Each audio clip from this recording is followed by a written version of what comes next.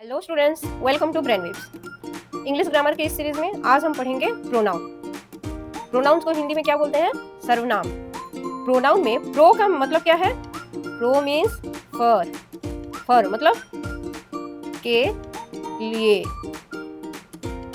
किसके लिए? नाउन के लिए।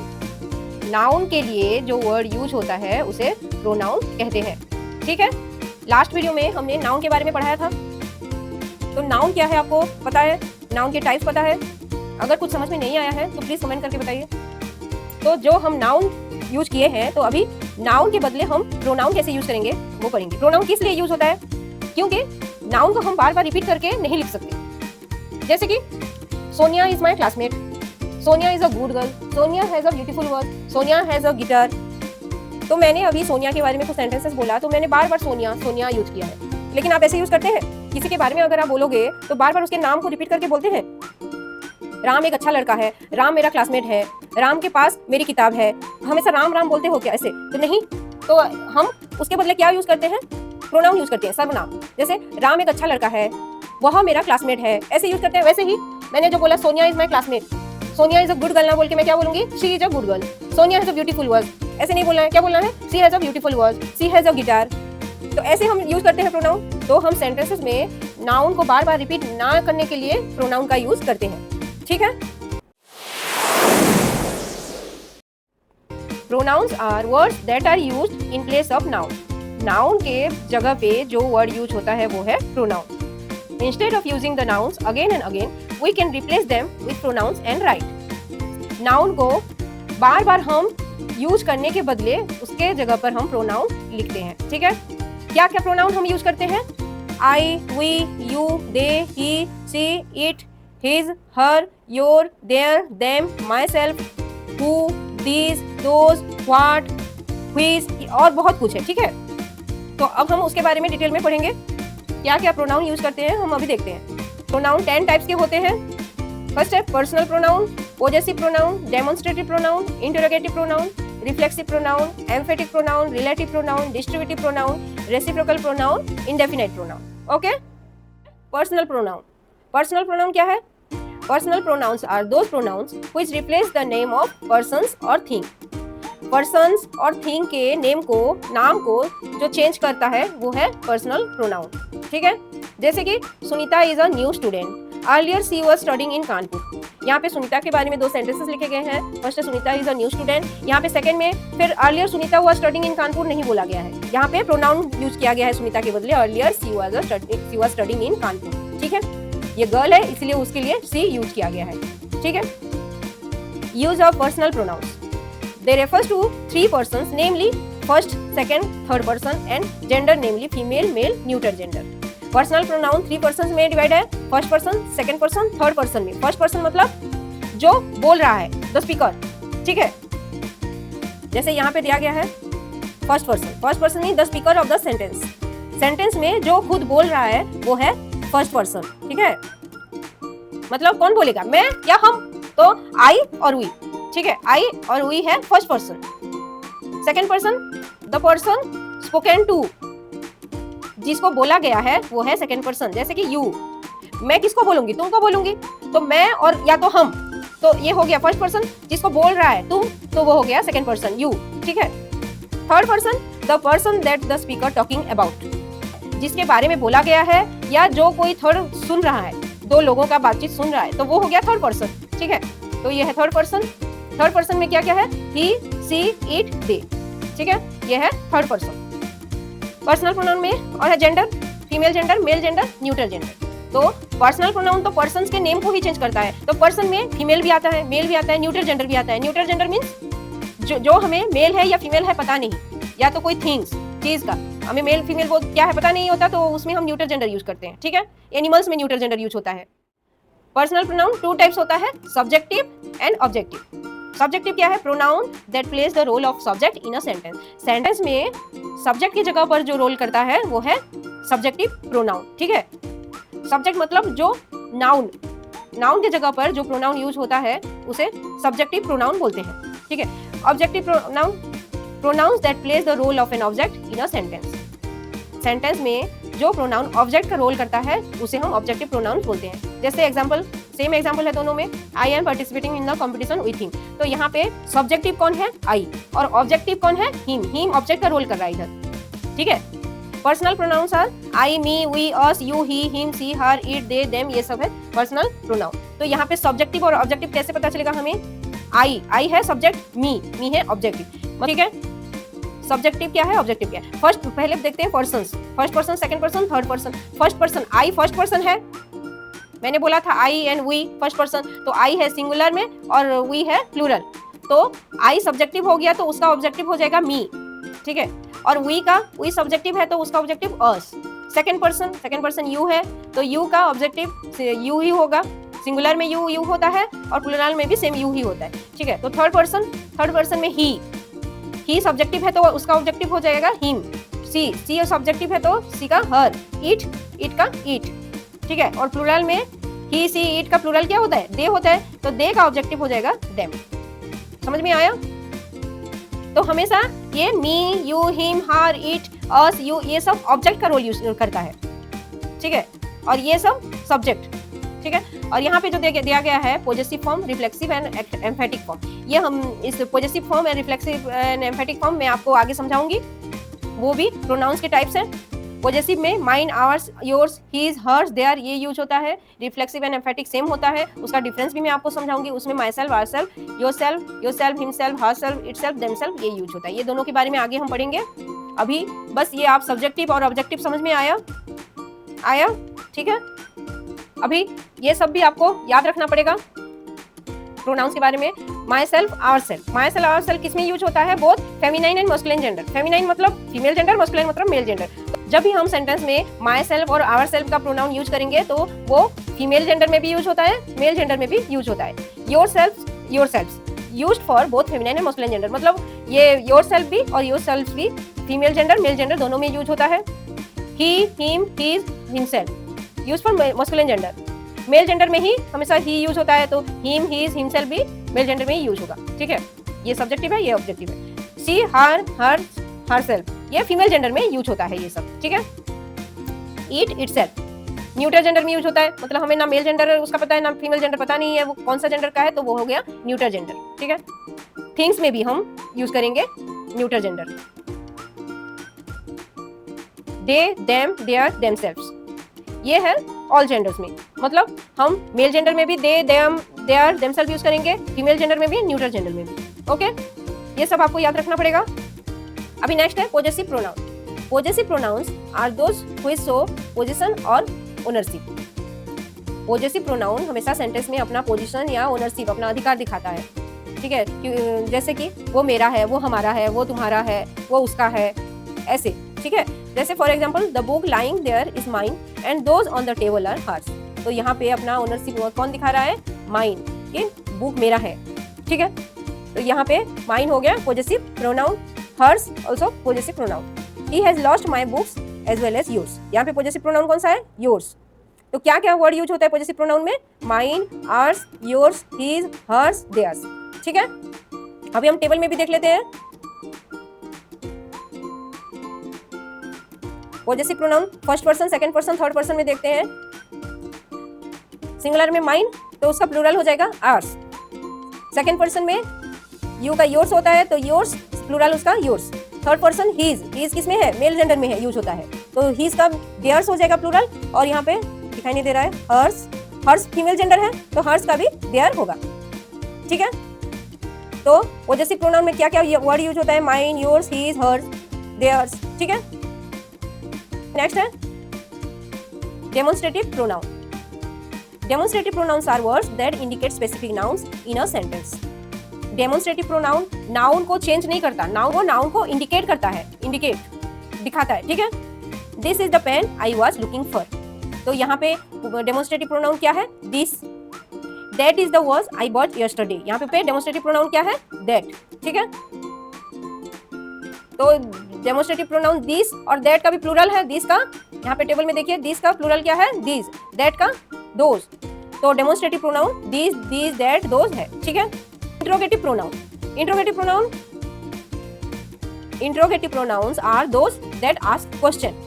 इंट्रोगेटिव प्रोनाउन क्या है, जो क्वेश्चन करता है, जो सेंटेंस क्वेश्चन करता है उसमें इंट्रोगेटिव प्रोनाउन यूज होता है। ठीक है, इंट्रोगेटिव प्रोनाउन क्या क्या है? हु, हुम, हुज, व्हाट, व्हिच, तो ये सब इंट्रोगेटिव प्रोनाउन है जो क्वेश्चन करता है। ठीक है, for example who is at the door, तो यहाँ पे इंट्रोगेटिव प्रोनाउन क्या है? हु। हुम आर यू राइटिंग टू? हुम। ठीक है, समझ में आया?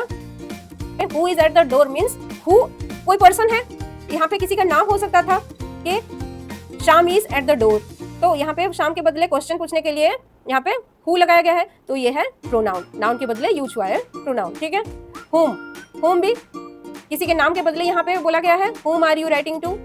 ठीक है, और एग्जांपल्स देखते हैं। Who are you talking to, यहाँ पे इंट्रोगेटिव प्रोनाउन क्या है? Who. To whom did you give the packet, interrogative pronoun who. Interrogative pronoun क्या है? हुम। Which of these is the road to your house, यहाँ पे interrogative pronoun which। What is it that you have in your hand, यहाँ पे what। समझ में आया इंट्रोगेटिव प्रोनाउन? यहाँ पे who किस लिए यूज होता है? Who used as a subject and the object of a verb and preposition। ठीक है, सब्जेक्ट के लिए भी जब क्वेश्चन करेंगे who यूज होता है, एंड verb और preposition के ऑब्जेक्ट के रूप में भी who यूज होता है जब क्वेश्चन करते हैं। ठीक है, whom किस लिए यूज होता है? verb and preposition के ऑब्जेक्ट के रूप में यूज होता है। whose अपना पोजीशन इंडिकेट करता है। ठीक है, whose, और ये पर्सन और थिंग के लिए, दोनों के लिए यूज होता है। व्हाट किस लिए यूज होता है? थिंग के लिए व्हाट यूज होता है, चीज के लिए। which किस लिए यूज होता है? दोनों पर्सन और थिंग दोनों के लिए यूज होता है। Reflexive pronoun are those which reflect upon or go back to the subject। Reflexive pronoun क्या है? जो सब्जेक्ट को दर्शाता है या तो सब्जेक्ट पर वापस जाता है। ठीक है, जैसे कि एग्जांपल में देखते हैं, he hurt himself accidentally, यहाँ पे रिफ्लेक्सिव प्रोनाउन है himself। he hurt himself accidentally, वो अपने आप को हर्ट कर दिया। ठीक है, एक्सीडेंटली हर्ट कर दिया, तो यहाँ पे himself रिफ्लेक्ट कर रहा है सब्जेक्ट को। ठीक है, they will inform you themselves, यहाँ पे रिफ्लेक्सिव प्रोनाउन क्या है? themselves। ठीक है, reflexive pronoun and emphatic pronoun same है, वही हिमसेल्फ, देमसेल्फ, माईसेल्फ, आवरसेल्फ, ये सब दोनों में है, बट दोनों में डिफरेंस है क्या? रिफ्लेक्सिव प्रोनाउन में जब हम इसको अगर हटाएंगे, रिफ्लेक्सिव प्रोनाउन को अगर सेंटेंस से हम हटा देंगे तो उसका सेंस चेंज हो जाएगा। ठीक है, ही हर्ट एक्सीडेंटली, किसको हर्ट किया? अगर हम हिमसेल्फ को हटा देंगे तो यहाँ पे ही हर्ट एक्सीडेंटली बोलेंगे तो यहाँ पे उसका मीनिंग ही चेंज हो रहा है, किसको उसने हर्ट किया। बट यहाँ पे ही हर्ट हिमसेल्फ एक्सीडेंटली, वो खुद को एक्सीडेंटली हर्ट किया, तो अगर हम हिमसेल्फ हटा देंगे तो उसका मीनिंग ही चेंज हो रहा है सेंटेंस का। तो अगर जो प्रोनाउन अपना हटने के बाद भी उसका मीनिंग चेंज हो रहा है तो यह है रिफ्लेक्सिव प्रोनाउन। अगर मीनिंग चेंज नहीं हो रहा है तो वो एम्फेटिक प्रोनाउन। अभी एम्फेटिक प्रोनाउन में भी जाएंगे हम। ठीक है, अभी बॉक्स में देखते हैं डिफरेंट रिफ्लेक्सिव प्रोनाउंस। ठीक है, first person, second person, third person. First person में क्या क्या आई हुई है, तो आई हुई का रिफ्लेक्सिव प्रोनाउन क्या हो जाएगा? आई का माई सेल्फ, वी का आवर सेल्फ। ठीक है, यू का reflexive pronoun yourself, yourselves. Third person he का हो जाएगा हिमसेल्फ, शी का हरसेल्फ, इट का इटसेल्फ, दे का देमसेल्फ। ठीक है, दे का भी देमसेल्फ हो जाएगा और हिम, हर, इट का भी प्लूरल में देमसेल्फ हो जाएगा। ठीक है, रिफ्लेक्सिव प्रोनाउन के कुछ एग्जांपल्स देखते हैं। आई हर्ट माई सेल्फ, यहाँ पे रिफ्लेक्सिव प्रोनाउन क्या है? Myself. I made the pie myself, she is very happy with herself, you should avail yourself of this opportunity, yourself. ये सब जो yourself, myself, ourself, themself, ये सब reflexive pronoun है। वो emphatic pronoun भी है, बस आपको मैंने बताया था डिफरेंस, आपको पता चलेगा रिफ्लेक्सिव है कि एम्फेटिक है। देखते हैं emphatic pronoun. These are reflexive pronouns which are used for emphasis. The form of emphatic pronouns are same as that of reflexive pronoun. They are used for emphasizing the noun. This means that even if they are left out, the sentence would still make sense. ठीक है, reflexive pronoun and emphatic pronoun same है, बस emphatic pronoun noun को emphasise करता है, emphasise करने के लिए यूज होता है, मतलब नाउन को वो जोर देने के लिए यूज होता है कि नाउन ने यह कार्य किया है। ठीक है, दिस मीन्स नाउन को ये इंपॉर्टेंस देगा इधर, तो अगर हम प्रोनाउन को हटा भी देंगे तो सेंटेंस का मीनिंग चेंज नहीं होगा। ठीक है, बट रिफ्लेक्सिव प्रोनाउन में अगर हम प्रोनाउन को हटाएंगे तो उसका सेंस ही चेंज हो जाएगा। ठीक है, मीनिंग ही चेंज हो जाएगा। एग्जाम्पल में देखते हैं, father cut himself while shaving. Father ने शेविंग करते टाइम अपने आप को कट लगा दिया है। तो यहाँ पे अगर हम हिमसेल्फ को लेफ्ट आउट भी कर देंगे, काट भी देंगे, तो सेंटेंस में कोई मीनिंग चेंज नहीं होगा। फादर कट व्हाइल सेविंग, इसका मतलब भी हो रहा है फादर ने अपना सेविंग करते टाइम कट लगा दिया है, ठीक है ना। तो अगर ये हिमसेल्फ हट भी जाएगा तो सेंटेंस में कोई बदलाव नहीं हो रहा है।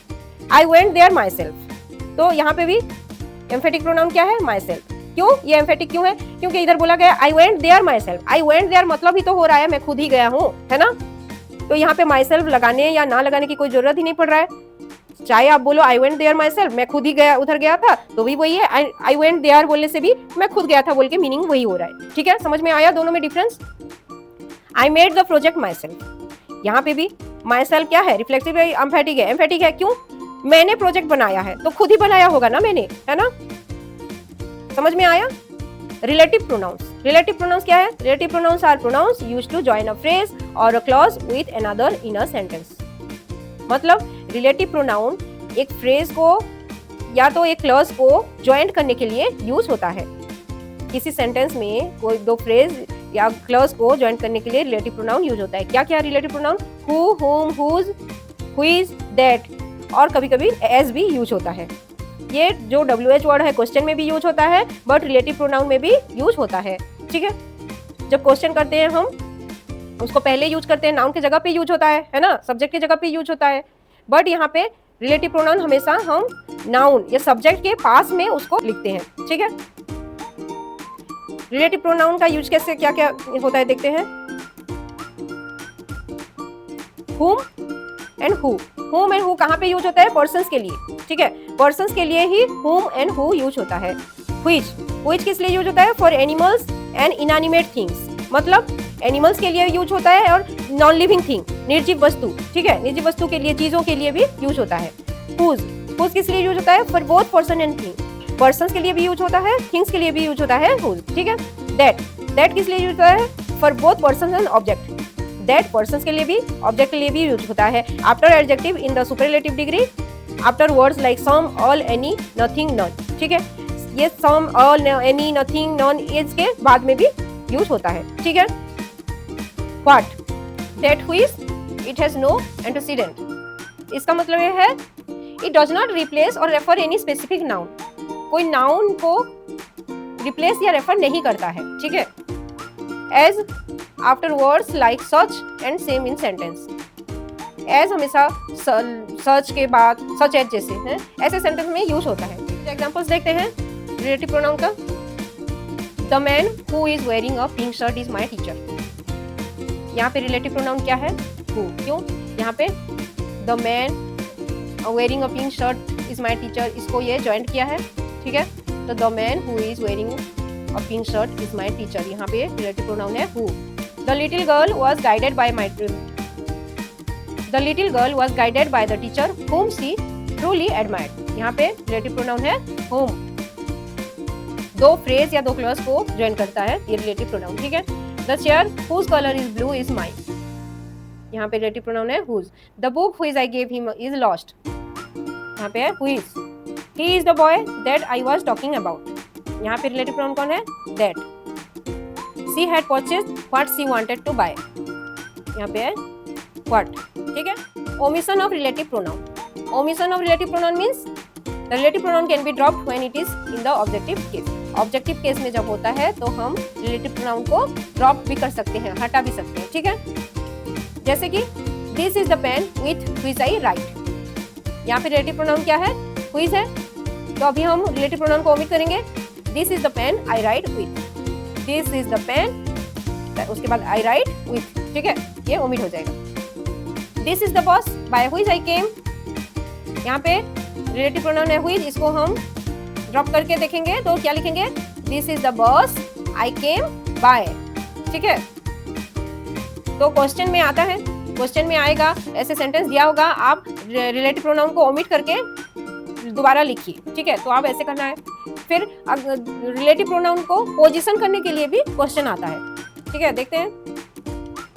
The relative pronoun should be placed near the noun और pronoun it refers to, otherwise the sentence might be appear absurd. मतलब रिलेटिव प्रोनाउन को हम नाउन के या प्रोनाउन के पास लिखेंगे तो सेंटेंस सही लगेगा, नहीं तो सेंटेंस बेतुके लगते हैं, ठीक है। जैसे कि doctor Vishnu addressed the audience, who was a famous historian, यहाँ पे रिलेटिव प्रोनाउन है हु, तो यहाँ पे doctor Vishnu address the audience, उसके बाद who was a famous historian लिखा गया है, ठीक है, जो कि एक फेमस हिस्टोरियन है बोला गया है। तो यहाँ पे हम यहाँ पे रिलेटिव प्रोनाउन नाउन के पास नहीं है, नाउन क्या है इधर डॉक्टर विष्णु, तो ये सेंटेंस भी ठीक नहीं लग रहा है हमें। हम अगर रिलेटिव प्रोनाउन को नाउन के पास लिखेंगे, जैसे कि doctor Vishnu who was a famous historian, मतलब डॉक्टर विष्णु के बाद हम सीधा ये प्रोनाउन को लेके सीधा ये सेंटेंस लिखेंगे, who was a famous historian address the audience. अभी ठीक है। The train did not stop at the station which was running at full speed, यहाँ पे रिलेटिव प्रोनाउन क्या है, व्हिच, तो यहाँ पे रिलेटिव प्रोनाउन नाउन के पास नहीं है। अभी हम नाउन के पास लिख के देखते हैं, नाउन क्या है, द ट्रेन, तो the train which was running at full speed did not stop at the station, ठीक है। यहाँ पे द ट्रेन के बाद सीधा रिलेटिव प्रोनाउन के साथ जो सेंटेंस है उसके साथ लिखेंगे, the which was running at full speed then did not stop at the station, ठीक है। Join sentences with the help of relative pronoun, दो सेंटेंसेस है उसको हम रिलेटिव प्रोनाउन यूज करके ज्वाइन करेंगे। आपके क्वेश्चन आएगा एग्जाम में, ग्रामर के एग्जाम में क्वेश्चन में हमेशा या तो पोजीशन द रिलेटिव प्रोनाउन बोलेगा, ओमिट द रिलेटिव प्रोनाउन भी आएगा, और ऐसे same join sentence with the help of relative pronoun भी आता है, ठीक है। दिस इज द बिल्डिंग, ये एक सेंटेंस है, it was build in a single month, तो ये दोनों को हम ज्वाइन करेंगे रिलेटिव प्रोनाउन यूज करके। तो यहाँ पे जब ज्वाइन करेंगे, क्या ज्वाइन करेंगे, यहाँ पे this is the building which, यहाँ पे लिखेंगे व्हिच, यहाँ पे इट हट जाएगा, which was build in a single month. Which किस लिए यूज किया हमने, यहाँ पे बिल्डिंग है, बिल्डिंग कोई पर्सन नहीं है, बिल्डिंग थिंग है, तो इसीलिए हमने यूज किया which. I made my uncle he had arrived from Delhi that day, यहाँ पे किसी पर्सन के बारे में बोला गया है, तो हम क्या यूज करेंगे जब ज्वाइन करेंगे, I made my uncle who, यहाँ पे ही हट के who had arrived from Delhi that day, ठीक है। This is the horse it won the race, यहाँ पे एक एनिमल है, तो यहाँ पे क्या यूज करेंगे, this is the horse which, ये ईट हट जाएगा, ओन द रेस, ठीक है। This is the cat it killed the rat, यहाँ पे भी व्हिच, WHICH व्हिच, ठीक है, इट हट जाएगा, this is the cat which killed the rat. तो दो सेंटेंस को रिलेटिव प्रोनाउन यूज करके ज्वाइन करने के लिए समझ में आया आपको, है distributive pronoun. Distributive pronoun denote persons और थिंग्स टेकन एज सिंगल और इन ग्रुप। डिस्ट्रीब्यूटिव प्रोनाउन क्या है, जो कि किसी सिंगल पर्सन और सिंगल थिंग या तो ग्रुप में हो, कोई ग्रुप पर्सन्स या थिंग्स को डिनोट करता है, ठीक है। जैसे either, neither, every, each, both, all, ये सब डिस्ट्रीब्यूटिव प्रोनाउन यूज होता है। For example, each of you must be present on the occasion, यहाँ पे सबको सबको बोला है उसने ओकेजन में प्रेजेंट होने के लिए, तो यहाँ पे यूज हुआ है ईज।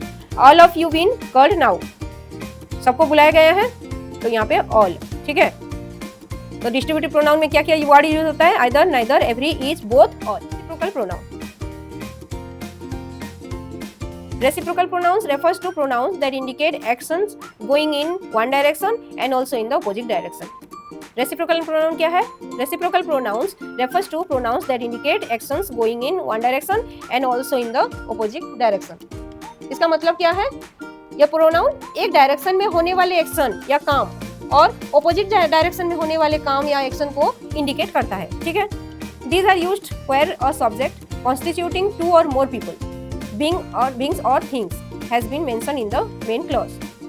Reciprocal pronoun का यूज कहाँ होता है, जहाँ मेन वाक्य में दो या दो से ज्यादा लोगों या चीजों से मिलकर बने सब्जेक्ट का मेंशन किया गया हो, ठीक है। जैसे each other, one another are reciprocal pronoun. Each other कहाँ पे यूज होता है, दो लोगों को इन्वॉल्व करने के लिए होता है, ठीक है। वन अनदर, दो से ज्यादा लोगों को इन्वॉल्व करने के लिए यूज होता है। एग्जाम्पल में देखते हैं, the teachers called at Rani and Ritu since they are talking to each other. यहाँ पे दो लोगों के बारे में बोला गया है, रानी एंड रितु। टीचर ने दो लोगों के बारे में बोला, रानी एंड रितु, तो यहाँ पे ईच अदर यूज हुआ है, ठीक है। We should help one another in crisis, यहाँ पे बहुत लोगों के बारे में, वी हम सब, ठीक है, तो यहाँ पे वन अनदर यूज किया गया है क्योंकि दो से ज्यादा लोग हैं, ठीक है। लास्ट है हमारा इंडेफिनाइट प्रोनाउन। इंडेफिनाइट प्रोनाउन क्या है, Indefinite pronouns are the pronouns that refers to one or more unspecified beings, objects or places. It means indefinite pronoun क्या है? यह एक से ज्यादा unspecified लोगों या चीजों या जगह को बताता है, ठीक है? जैसे कि for example I have bought everything you might need for journey. यहाँ पे इंडेफिनेट प्रोनाउन है एवरीथिंग, ठीक है? और क्या क्या वर्ड है इंडेफिनेट प्रोनाउन में? All, any, another, anybody, anyone, anything, each, many, no one, none, few, little, one, other, several, some, more, somebody, someone, something, everybody, everyone, everything, nothing. ये सब वर्ड इंडेफिनेट प्रोनाउन के लिए use होता है। कोई भी निश्चित पर्सन, ऑब्जेक्ट या प्लेस को स्पेसिफाई नहीं किया होता है इसमें, ठीक है? बल्कि नॉर्मल या अनिश्चित रूप से कोई ग्रुप या नंबर को रेफर करता है, ठीक है? अभी आपको समझ में आया प्रोनाउंस के टाइप्स के बारे में? क्या क्या प्रोनाउन हमने पढ़ा? Personal pronoun, possessive pronoun, demonstrative pronoun, interrogative pronoun, reflexive pronoun, emphatic pronoun, relative pronoun, distributive pronoun, reciprocal pronoun, indefinite pronoun, ठीक है? आपको कोई भी डाउट हो तो प्लीज कमेंट करके बताएं, ठीक है? Okay, thank you, bye.